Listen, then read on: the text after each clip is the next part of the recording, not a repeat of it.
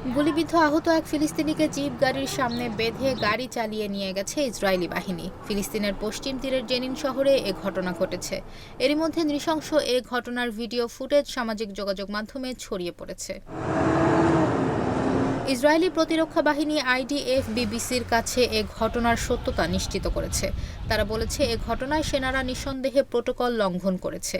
কারা এ ঘটনার সঙ্গে জড়িত তা তদন্ত করে দেখা হচ্ছে। বার্তা সংস্থা রয়টার্স জানিয়েছে, আহত ব্যক্তিটির নাম মুজাহিদ আজমি বলে জানিয়েছেন স্থানীয়রা। তিনি জেনিনের স্থানীয় বাসিন্দা ছিলেন। গুলিবিদ্ধ ওই ফিলিস্তিনির পরিবার অভিযোগ করে বলেছে, তারা গুলিবিদ্ধ ব্যক্তিটিকে হাসপাতালে নেওয়ার জন্য অ্যাম্বুলেন্স চেয়েছিল, কিন্তু ইসরায়েলি সেনারা অ্যাম্বুলেন্স না দিয়ে তাদের জিপের বনেটের সঙ্গে আহত ব্যক্তিটিকে বেঁধে নিয়ে গাড়ি চালাতে শুরু করে। শেষ পর্যন্ত আহত ব্যক্তিটিকে চিকিৎসার জন্য রেড ক্রিসেন্টে নেওয়া হয়েছে।